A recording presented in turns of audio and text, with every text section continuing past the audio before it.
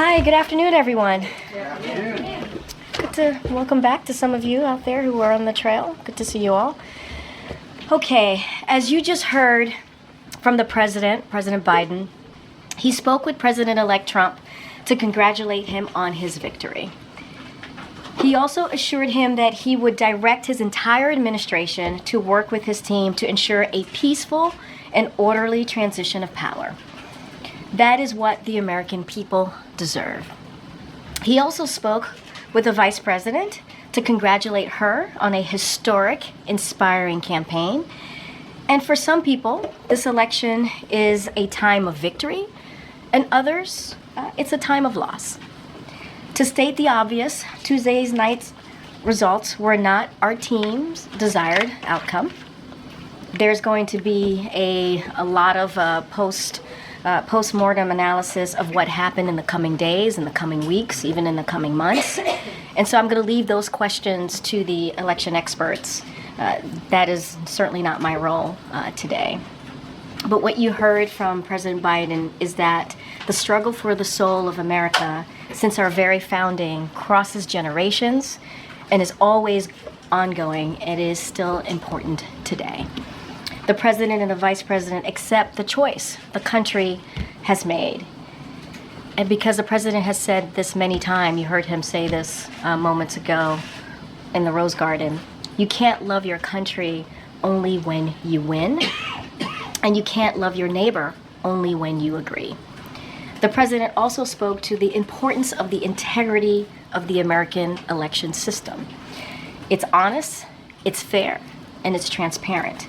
And it can be trusted, whether you win or you lose.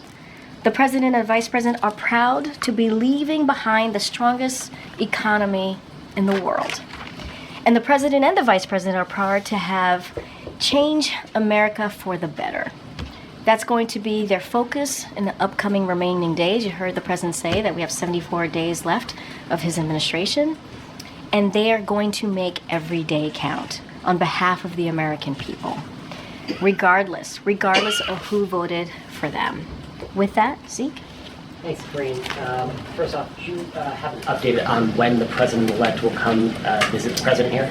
So as we said in our statement yesterday after the Vice President spoke at Howard University, our teams, the President obviously invited the President-elect to the White House for them to meet.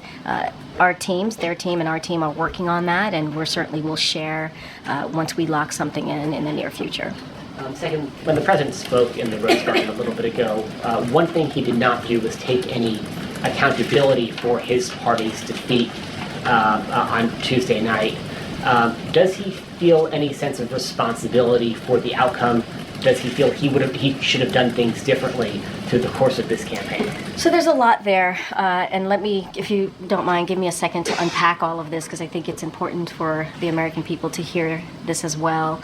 Look, the President has spoken to this, and I'll say it again here. He was certainly inspired by the campaign that the Vice President ran. And when he decided to pass the torch over to the Vice President, you saw the party come right behind her, support her, right after he was able to do that. And it's because she was the right person for the job. You heard him say that in 2020, the reason why he selected her as her running mate, because he knew she would be able to do the job on day one.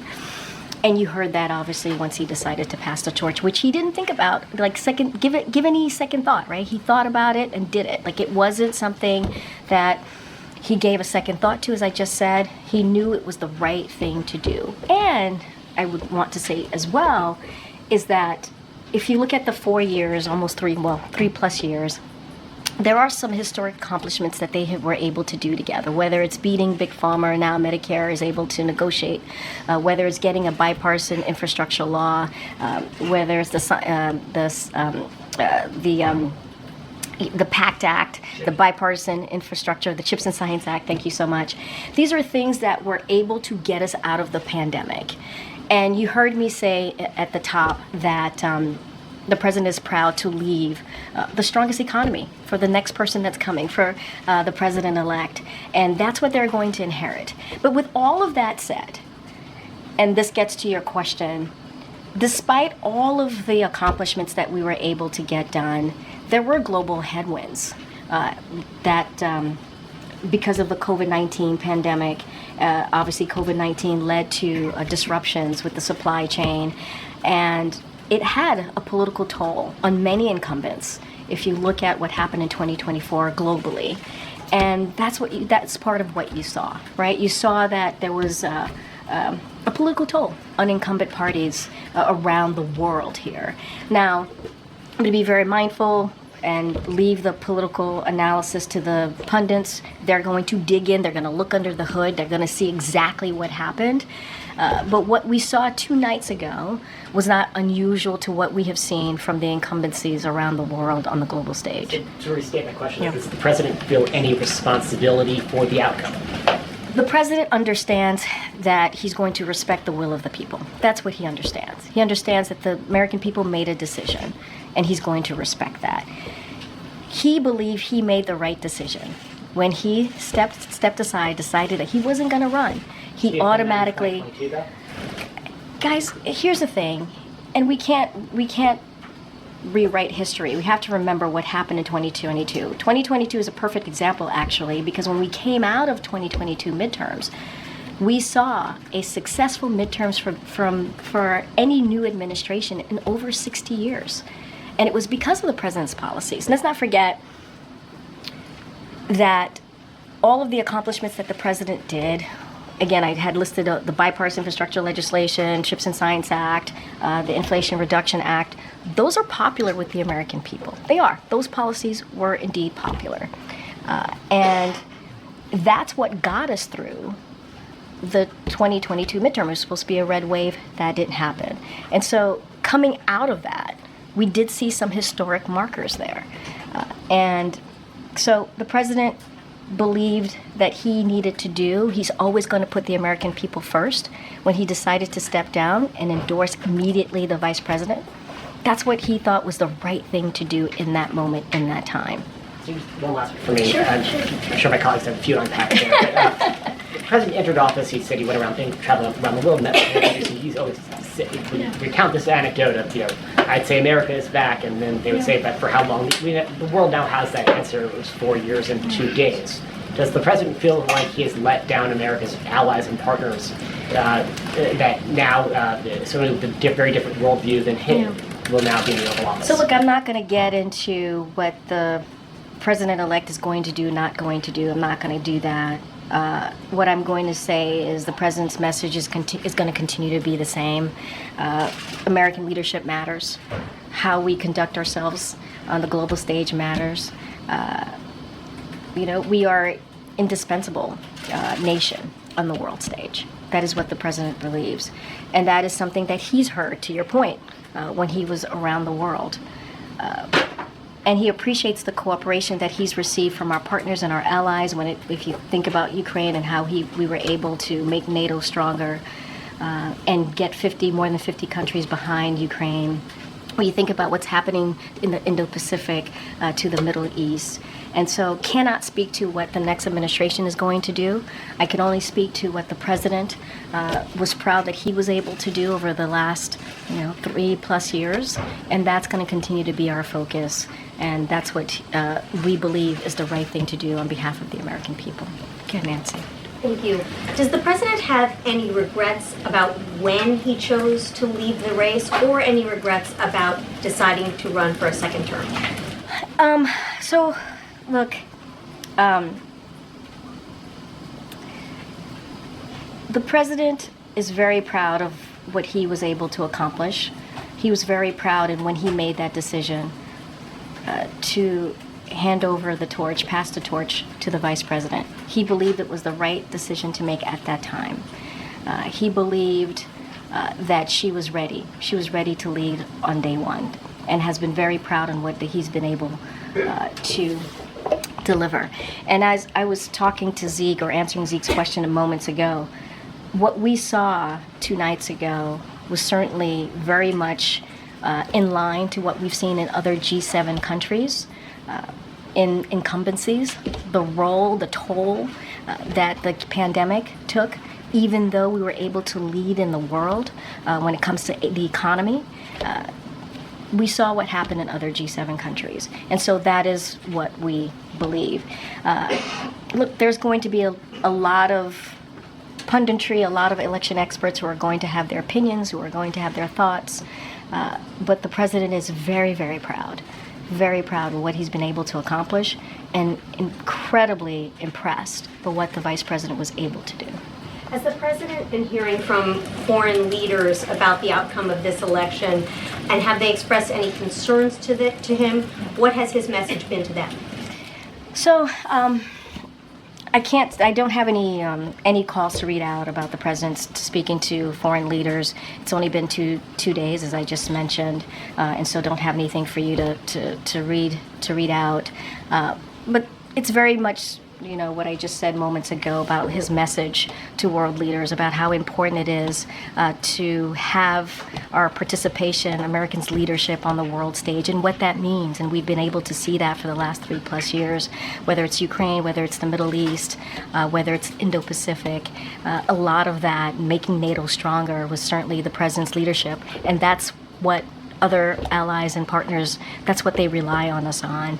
And so we're going to continue to do that. That's going to be our focus in the next 74 days. I just don't have anything to read out. But our message is America is going to continue to be there. I can't speak to what the next administration is going to do. And the president said today that he's going to assist with the transition. Yeah. Has the Trump transition team been responsive? Have they taken the steps that need to be taken so far in order to ensure an orderly transition? If you're talking about the MOUs that the transition teams need to sign, as of now, the Trump-Vance transition team has not yet entered the agreements with the White House and the General Services.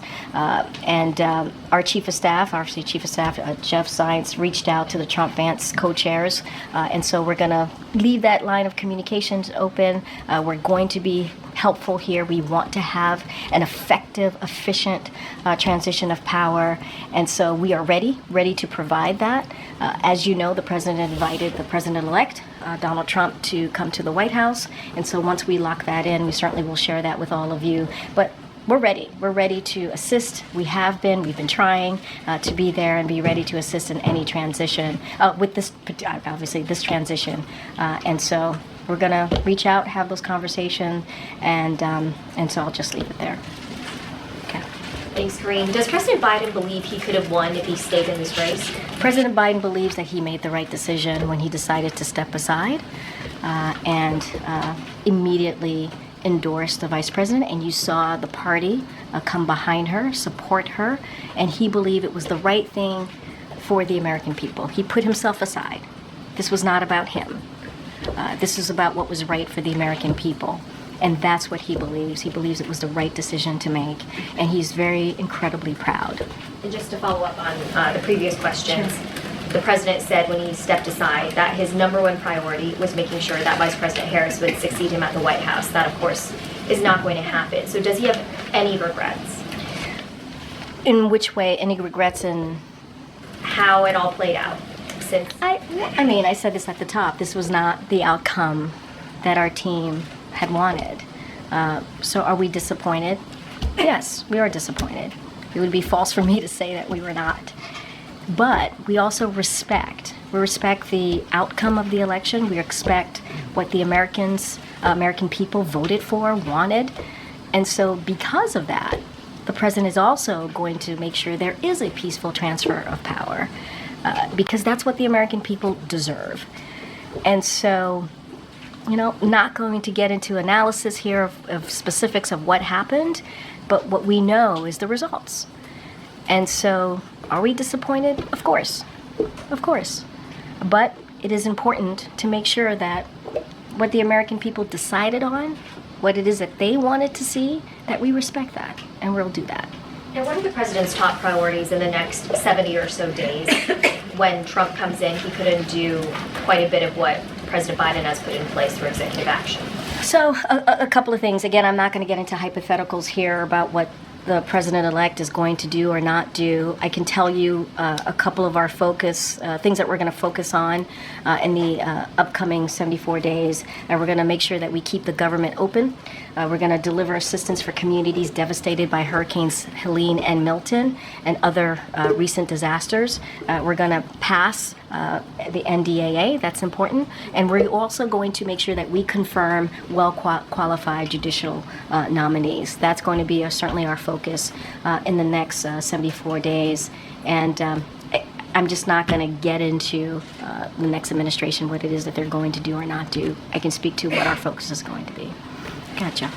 Green, in 2020, President Trump did not invite then President-elect Biden to come to the White House. President Biden has elected now President-elect Trump to come. I'm curious if that was a hard decision for him, given that he didn't have that offer 4 years ago.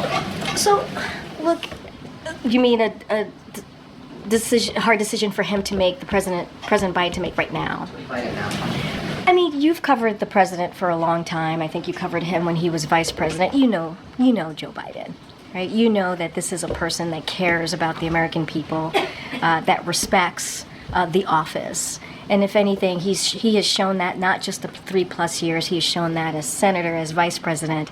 And so it is not surprising to me that he would do the right thing on behalf of the American people. This is not about the president-elect, right? This is about the American people. They deserve a peaceful transfer of power. That's what this president understands and wants to make sure that we execute the Biden-Harris administration. And so that is what you saw. That's what you're going to see. That's what you heard from him. You heard that from the vice president as well yesterday when she was at Howard.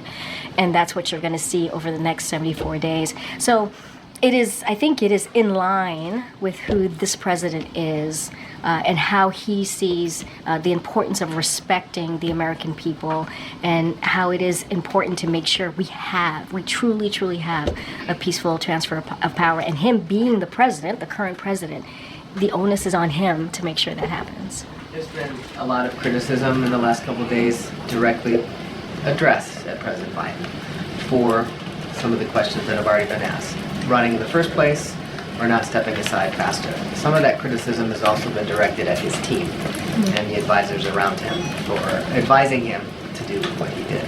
Can you address that criticism? To do what he did, meaning? Running again, not stepping aside faster, and showing what some people say, quoting folks here, an arrogance of believing he was the only one who could beat Donald Trump. I mean,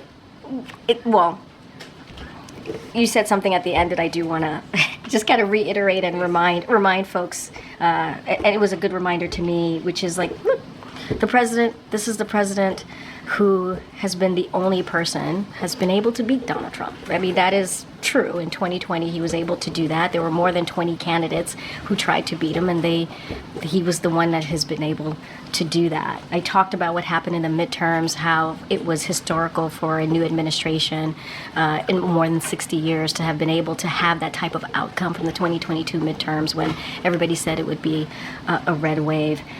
What I will also say is that he's incredibly proud of the campaign that this vice president ran.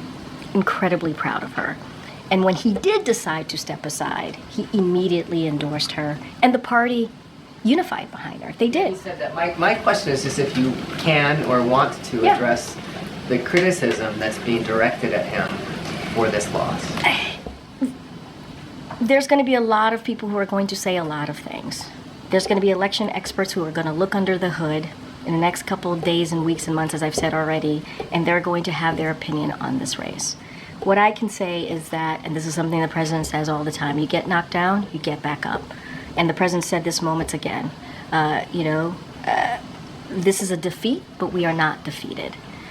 And the president believed he made the right decision on behalf of the American people, on behalf of this country, to step aside. And we saw what happened in 2022 after the midterms. We saw where we were at that time. And this is how elections are. This is. It ebbs and flows. You win, you lose. And this is where we are today. What we're going to focus on is respecting the American people and how we move forward in the next 74 days. Thank you, Corinne. You talked about the influence that the 2022 midterms had on the president's thinking to decide not to run for re-election. But around that time in 2023, polls showed that roughly 80% of Americans believed at that time that the president was too old to serve another term. Did he believe those voters were wrong? What he believed is what 14 million voters decided in the primary, to make him and the vice president, obviously she was on the ticket, the nominee. That's what happened. 14 million for this current past primary. 14 million Americans decided that. So they made their decision on who they wanted. They did. That was decided. Now, as we know, in July, the president made a decision to step aside, and he immediately, again, decided to, without thought, without second guessing, endorse the vice president. So you had 14 million Americans who made that decision in the primary. But around that time in 2023, the president's team also very firmly encouraged other rising stars, luminaries in the party, people who had participated in the primaries in the 2020 cycle, to rally behind the president and not to consider their own ambitions. Was that the wrong call? I'm not going to get into conversations. I'm not going to get into that reporting.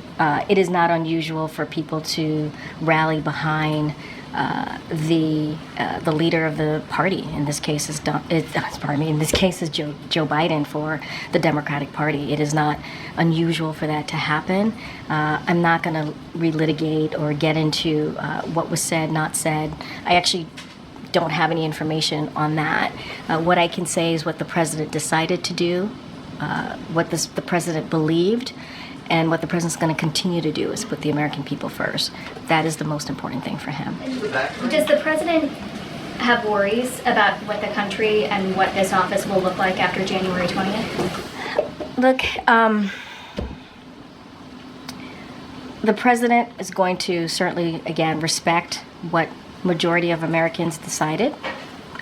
They decided they wanted Donald Trump to be president, and he's going to respect that.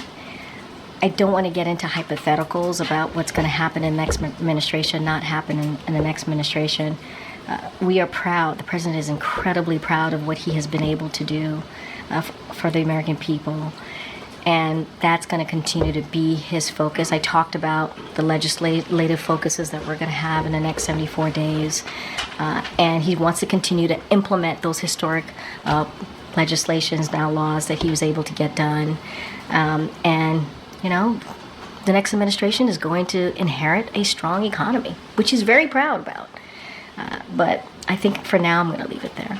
And does the president hope to meet with the president-elect before leaving to go to South America, where he'll meet with world leaders? What I can tell you, it'll be in the near future. We're going to work that out. Certainly his staff is going to work with the staff of the president-elect to find a time that works for both.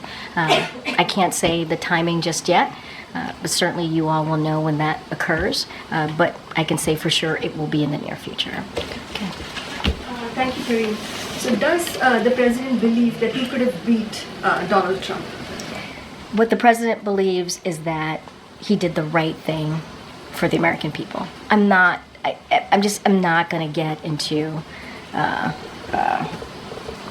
what could have, would have. He believed he did the right thing. He believed that the vice president ran a great campaign. He's incredibly proud of what she's been able to do and how she was able to unify the party and how she stepped up and was able to get running with a impressive campaign. And so that's what he believed. He thought it was the right thing to do. And here's the thing, the party unified behind her. And I think that's what is important. He believed he did the right thing. So Republicans have threatened to repeal the Inflation Reduction Act. Mm-hmm. Does the White House have any plans to take any actions to safeguard some of the measures, such as clean energy investments, for instance? So a couple of things. I do want to talk about the Inflation Reduction Act. That is a popular piece of legislation, obviously, that became law. That is, when you think about climate change, the most comprehensive law to be passed to deal with climate change. I talked about beating Big Pharma. When you think about Medicare now being able to negotiate, and not only that, you're obviously to negotiate to lower cost. I mean, there is so much that comes out of the Inflation Reduction Act. Only Democrats voted for it. You have heard us warn about Congress trying to repeal that, and it is popular. We saw what happened when they tried to repeal the ACA, the Affordable Care Act, which became popular and helped tens of millions of people get health care. And so that should be a warning for them.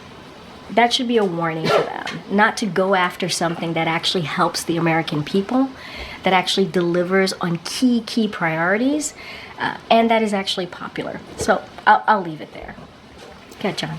Thanks, Corinne. One of the issues debated, discussed quite a bit during the course of the campaign was the issue of reproductive rights. Is the White House, the president, concerned that with a Republican in the White House, Republicans controlling the Senate, a super conservative majority on the Supreme Court, at the very least, we don't know what's going to happen in the House, that reproductive freedoms for women will be rolled back? I mean, that is something that we have said consistently that we are concerned about.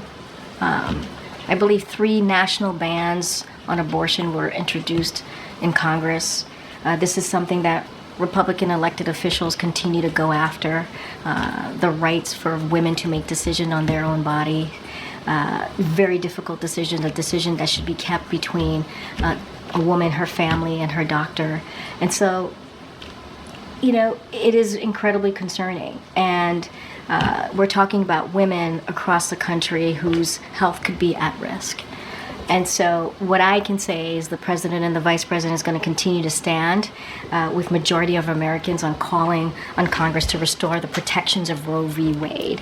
That's what we want to see. Are we concerned? Yes, we're concerned. Nothing changes about our concern about that post-election.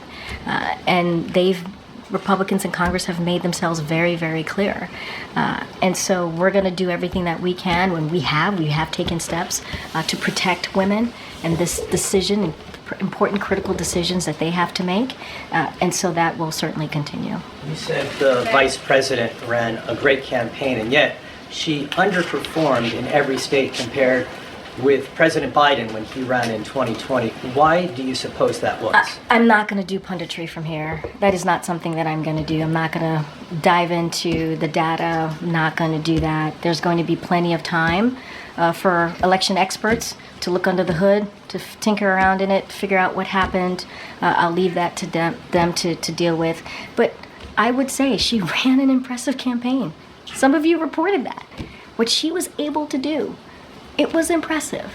How the amount of money she was able to raise, how she was able to put together a campaign around her, right?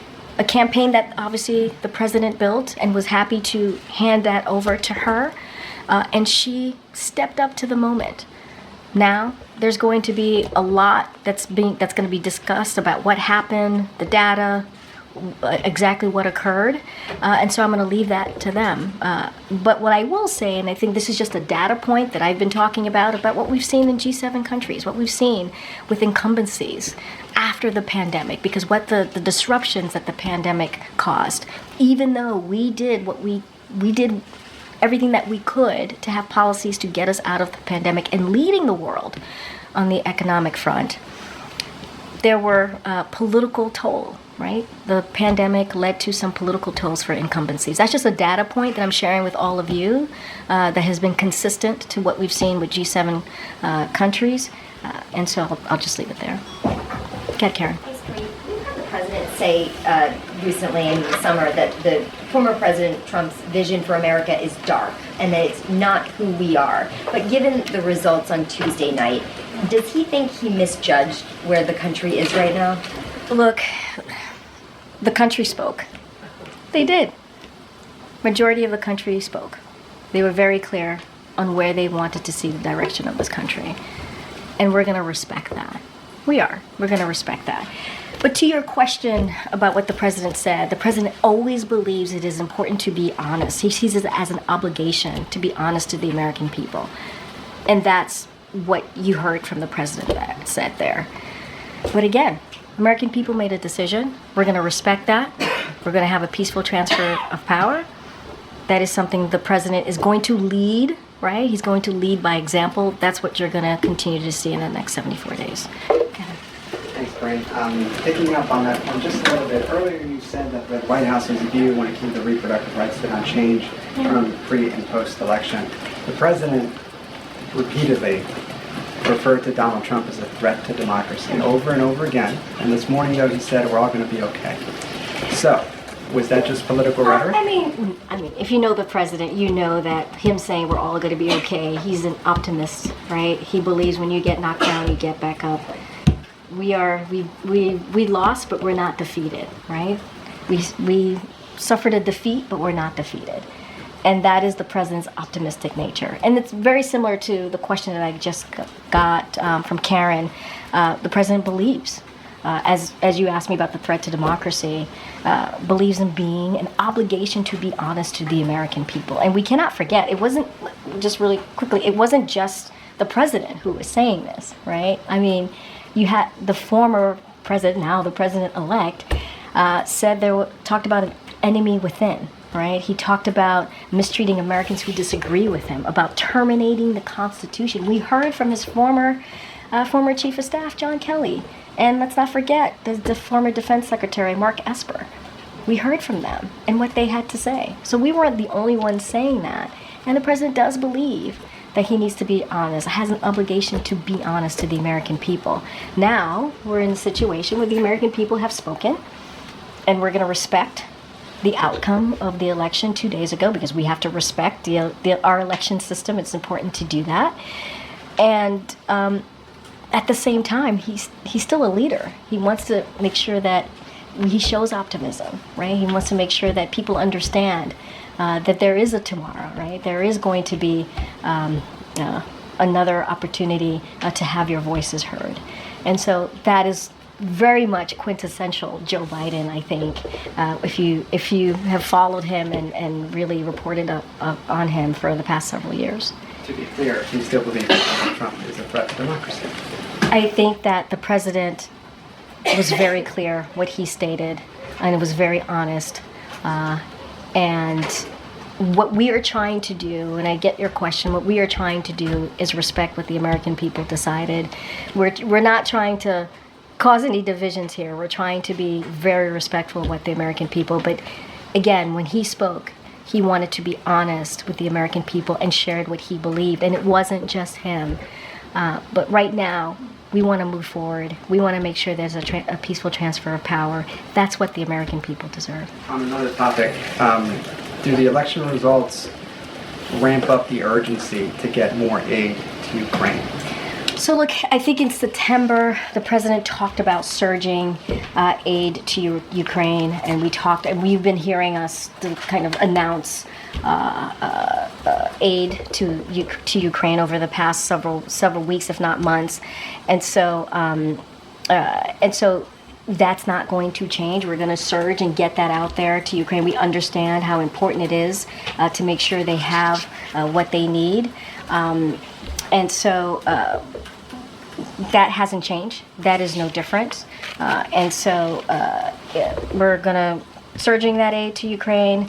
We're going to continue to make sure that they have the strongest, everything that they need on the battlefield to push back against Russia's aggression. So that certainly doesn't change. And we have taken action to strengthen Ukraine's air defenses and enhance their battlefield capabilities. And so we are committed. We continue to be committed. But we've been surging that aid for some time. Like I said, when the president made an announcement back on September 26th. And so that's going to continue for sure. And one last one, if Sure. I may. Senator Bernie Sanders, he says that he has suggested that party leadership abandon the working class. What's the White House response? I mean, look, obviously we respect Senator Sanders. He's been a partner with us in many of the important historic pieces of legislation that we were able to get passed. Certainly the senator has been a partner with us. Here's what I will say to that is the president has been called the most pro-union president when it comes to working class, right? Pro-union. If you think about unions, we're talking about the working class, right? And he's done everything that he could to make sure that we created jobs where you don't need a college degree, right? Think about the Bipartisan Infrastructure Act. You think about the Chips and Science Act. Those legislation created jobs, are going to create thousands of jobs where you literally could get a six-figure salary a year and not have to have a college education. And the president created 16 million jobs in the past more than 3+ years.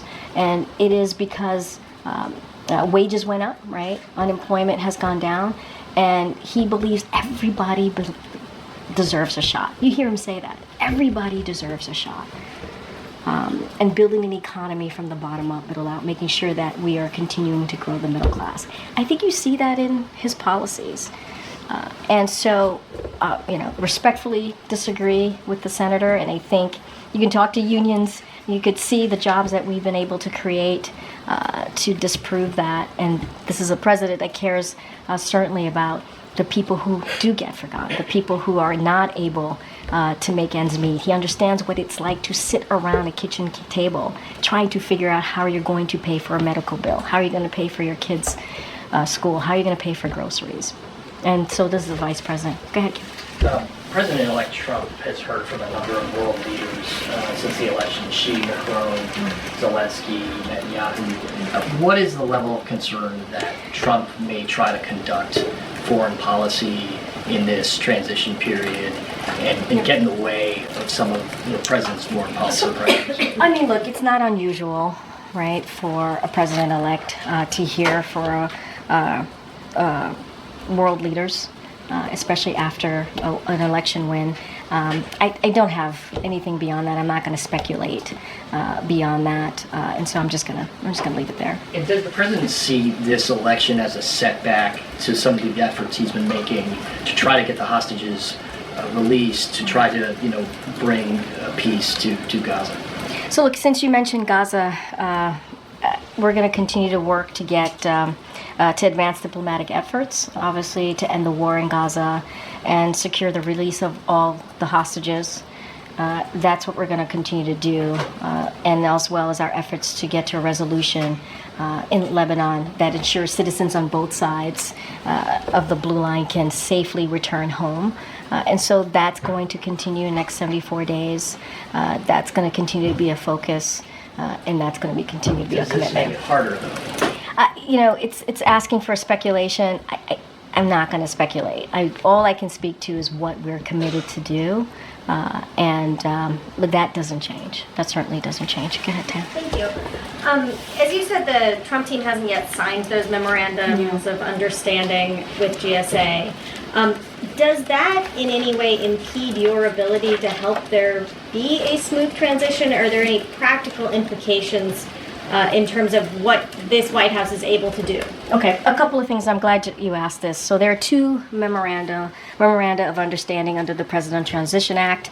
The first one is the MOU that's with the GSA, which offers services like office space, equipment, and supplies. And then the second MOU is with the White House, which outlines access to agency employees, facilitates and information. So yesterday, the Chief of Staff here, Jeff Zients, reached out to Trump Vance transition co-chairs, that's Howard Lutnick and also Linda McMahon, to make clear our intention to lead an orderly transition and reiterate the role the agreements play in initiating transition activities. Zients, Jeff, acknowledged the public comments in mid-October by co-chairs that they intend to execute on the MOUs, which both parties in the past transition have agreed to.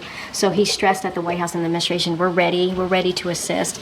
They said that they were going to, and so we'll leave that to them. What happens if they don't get signed? I'm not going to get into hypotheticals from here. Anything now? I mean, look, we're here to assist. We want to have a peaceful transition of power. We want to make sure they have what they need. I laid out, there was a reason I wanted to lay out the two MOUs for folks to understand. And look, they said they have an intent to do so. We're going to leave it to them. That is really a question for them to answer. We are ready. We are prepared. We want this to work. And so we stand by that. And we heard from the president today, however, he did not take questions. We're hearing from you. We would like to hear from the president. It's traditional for the president to come out. It would be much easier to ask him, for instance, how he feels about the election. Sure. Are you going to make that happen? He will be looking forward to talking to all of you soon. And when that happens, we will let you know. You're talking about like a actual press conference? Press conference. Okay, we have 74 days. We have 74 days. Go ahead, Dan. Thanks, Green. Does President Biden... does President Biden fear for Ukraine's future after Donald Trump's victory, given that he's, talked about cutting aid, about pushing through a peace deal? Look, I've been pretty consistent the past couple of questions. I don't want to speculate what the administration is going to do or not do. I'm going to focus on today. I'm going to focus on the next 74 days. That's what I can speak to. As you've seen, this president, our allies and partners have rallied behind Ukraine, stood up to Putin's brutal invasion of Ukraine, building a coalition of more than 50 countries to make sure Ukraine had what it needed on the battlefield. And we're going to continue to do that. We're going to continue to surge assistance, support that they need to Ukraine so that they are able to defend their freedom and fight for their independence and protect themselves from Russia's aggression. That is what we're committed to. That's what we're going to continue to do. I'm just not going to stand here and speak to what the administration is going to do or not going to do, the upcoming administration. I'm going to ask you to speculate one more time about something else. On a related note, Vladimir Putin said today he was ready to talk to Donald Trump. Would that be a good idea, do you think? I'm just not going to speak to that. I mean, he's the president-elect. That's what the American people decided. I can speak to what we're going to do the next 74 days, our continued commitment to make sure that Ukraine has what it needs to beat back Putin's aggression. And that's what I'm going to speak to. Okay. Thanks, Karina. I have two questions on pardons. The first, does the president intend to pardon any administration officials or people that Trump has threatened with any sort of legal actions? He's got 74 days, as you mentioned. Yeah, I know pardons is going to be a big part of the questions that I get here over the next several weeks and couple of months that we have. I don't have anything to share or any thought process on pardons. Once we have something to share, we certainly will share that. Secondly, his son, Hunter, is also up for being sentenced next month. Does the president have any intention of pardoning him? We've been asked that question multiple times. Our answer stands, which is no. You mentioned 2 MOUs. Yeah. Can you give us a flavor of what might be subsequent MOUs that might be coming up? I was talking about the transition and how that there's 2 MOUs that are related to the Transition Act, Transition Presidential Act, and that's what I was speaking to. I don't have anything else beyond that. This is part of the Transition Presidential Act, and that's what I was speaking of. I just wanted to make sure that there was an understanding that there's 2 MOUs. I don't have anything beyond that. Okay. Is the president still planning to attend APEC and the G20 summits next week? And if so, given there's such little time in office, what does he aim to do there, accomplish there? So look, he is planning to attend both conferences, if you will. He's going to be going to Peru and Brazil to attend those conferences respectfully. We will have more to share. I don't have anything beyond that, but I can confirm that the president will be attending. Okay, Anita in the back. Thank you. 2 foreign policy questions. First of all, what are your top foreign policy objectives for the next 74 days, especially vis-a-vis the Americans being held in Gaza and in Ukraine? What are you doing to work to, if you can't solve these problems in the next 74 days, to handle the next administration? So look, the president's going to continue, as more broadly, speaking of, in more general terms, speaking of the president's focus on foreign policy. He's going to continue to push forward with the progress that we've made over the 3+ years, and that's been on an array of important issues. Whether I've been talking about Ukraine, whether it's continuing to strengthen our alliances and partnership, standing with Ukraine, making sure they have what they need on the ground to beat back against Putin's aggression, tackling challenges we face in the range from Indo-Pacific to the Middle East. So that will continue to be the president's focus on foreign policy matters, certainly that are important to the American people. I spoke to Gaza already when I was asked a question about Gaza. We're going to have those diplomatic conversations. We want to make sure that we bring the hostages home. That is all the hostages. That is a focus. And let's not forget Lebanon as well. We want to make sure there's a resolution there. And so that's a lot. That is nothing new to what the president has been focused on for the past several months or past 3+ years, and so we're going to continue to do that. With the next administration, maybe finalizing the deal and getting the credit for that if you line it up. I mean, look. This is about what's right for the American people. You know, this is right. I mean, I just said moments ago the president is very proud to be handing over the strongest economy. The next administration is going to inherit a strong economy, and the president's proud about that. He's proud that he's been able to do the work so that the next administration will inherit that.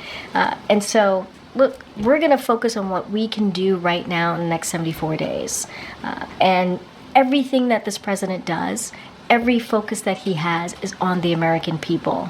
And that's what we're going to continue to do. In APEC at the G20, what is the president's message to China and the other 19 members of the G20, especially vis-a-vis climate change, which, you know, President Trump has a very different policy. Yeah, and we'll have more to share on what the goals and what the message is going to be when the president travels next week. I was able to confirm that he'll be attending those two conferences. We'll have more to share for you all, but I think we've been very clear on our messaging when it comes to the Indo-Pacific, when it comes to China. I think we've been very clear on that, but we will certainly have more to share.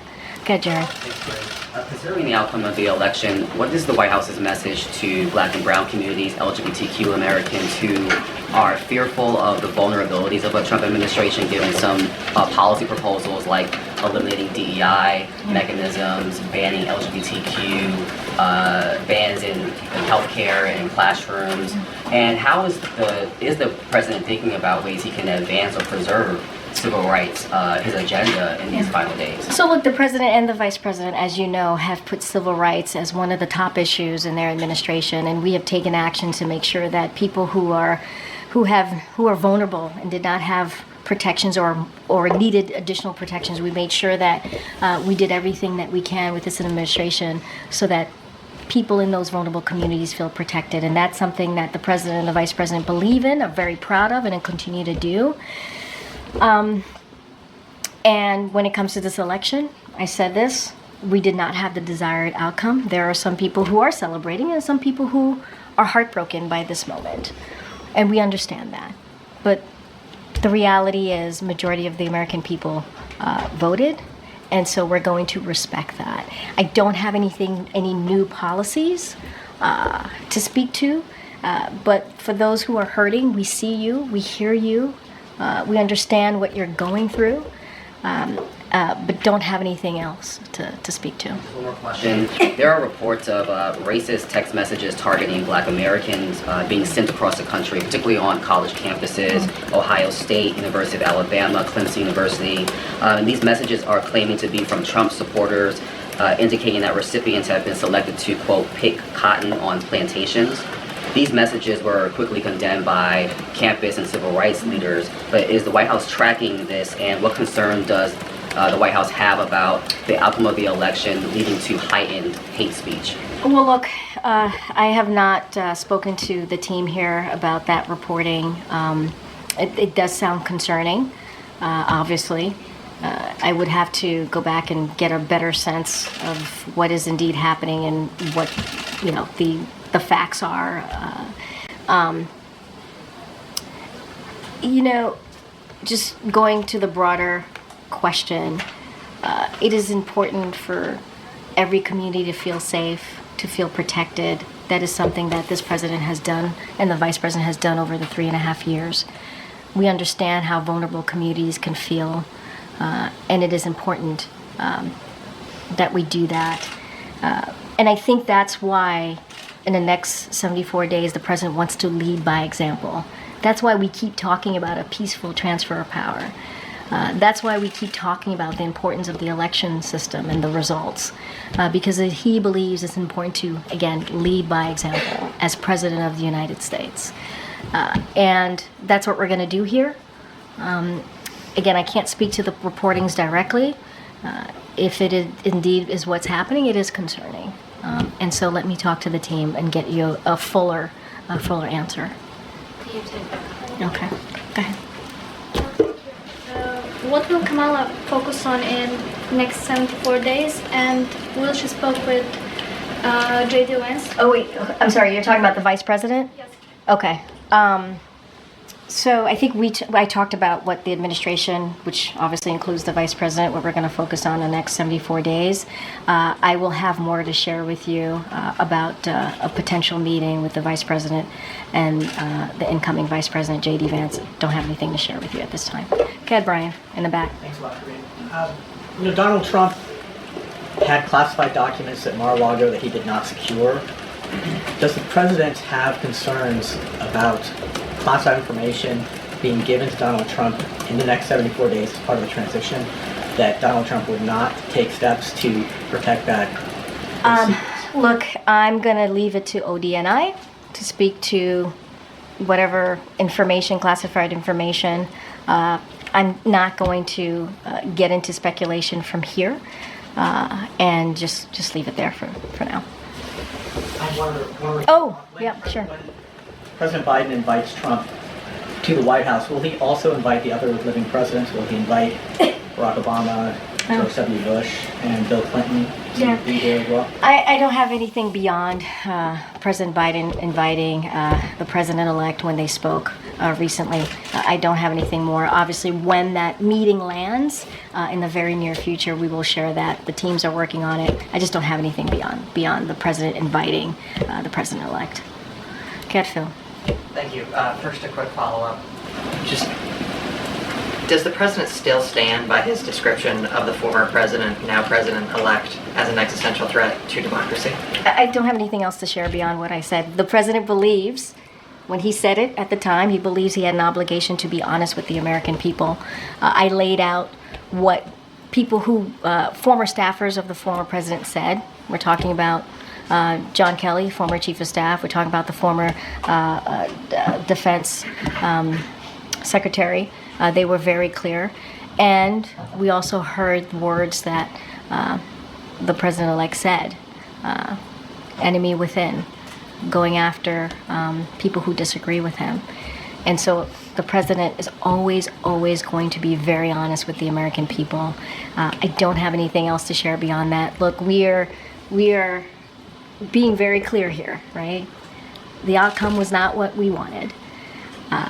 And the American people have made a decision, and we want to respect. We want to respect the decision that the American people have made, and we are going to make sure that the American people get what they deserve, which is a peaceful transfer of power.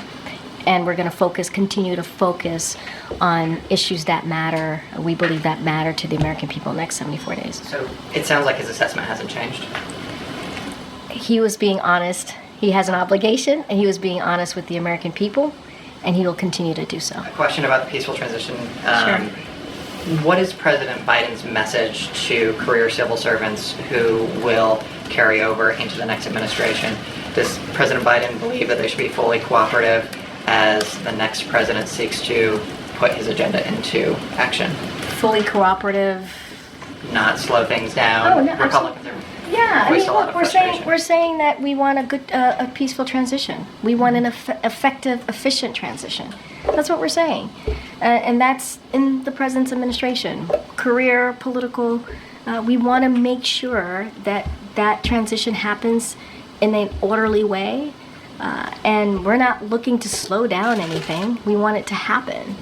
That's what the American people deserve. This is not political here, folks. This is not about politics.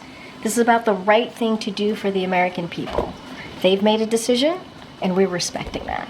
Thank you. Yeah, no problem. I don't know how much Good, sir. Are members of the Trump team traveling with the president and government officials to Lima to the APEC summit? I'm sorry. What's the? Are members of the Trump team traveling, or are they going to be in Lima? You're going to have to ask the Trump team. I can only speak for the president. Yeah. Good, Jackie. Just to follow up on the pardon question, is a commutation also still off the table? For who are you talking about? Oh, no. I mean, we're not. That's not what we're going to do.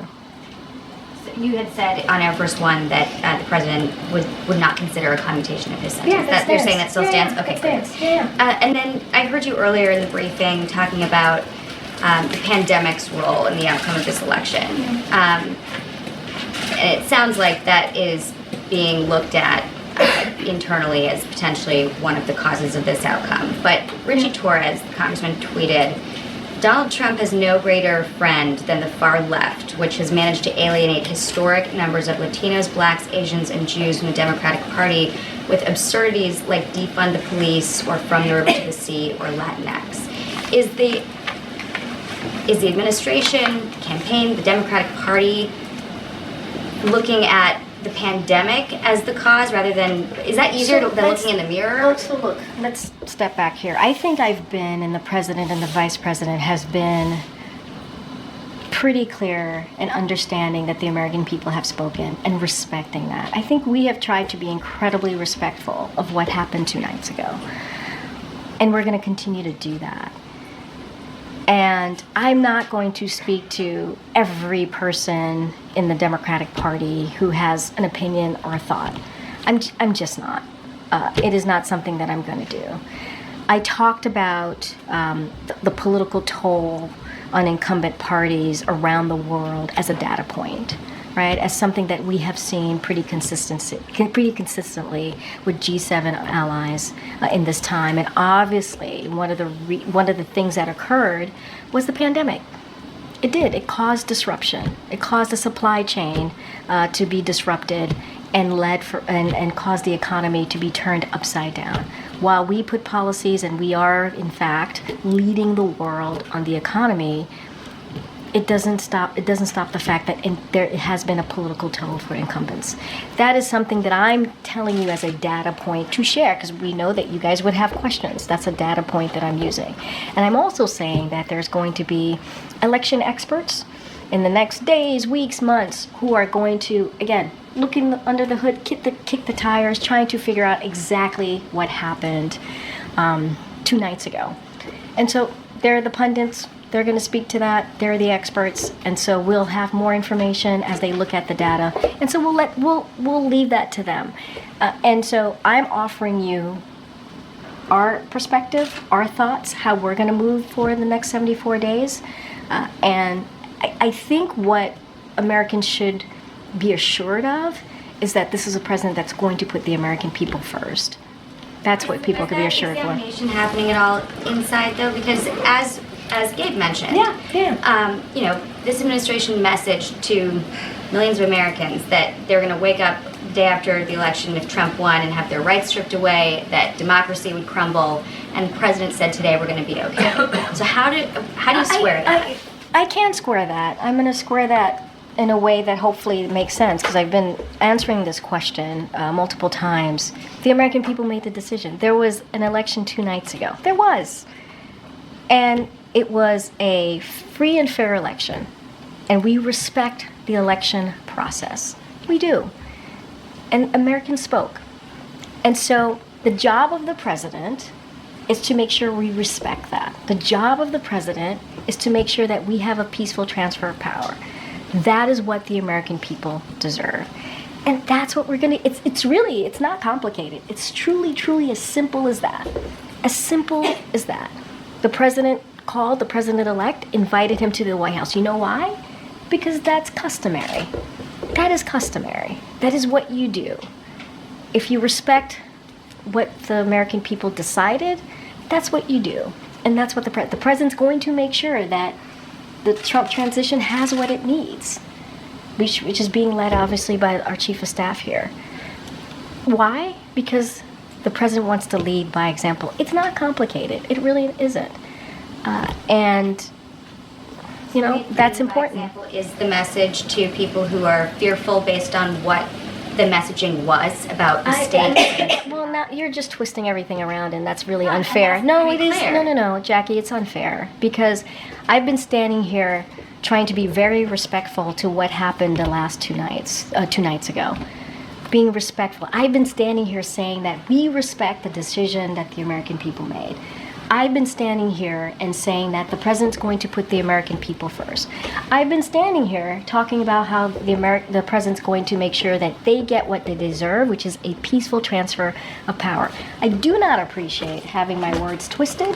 That is, I have been very clear, very, very, very clear about what the president wants to do, and the vice president. We want to make sure that we deliver for the American people. They deserve a peaceful transfer of power, and that's what you're going to see. Thanks, everybody. Have a good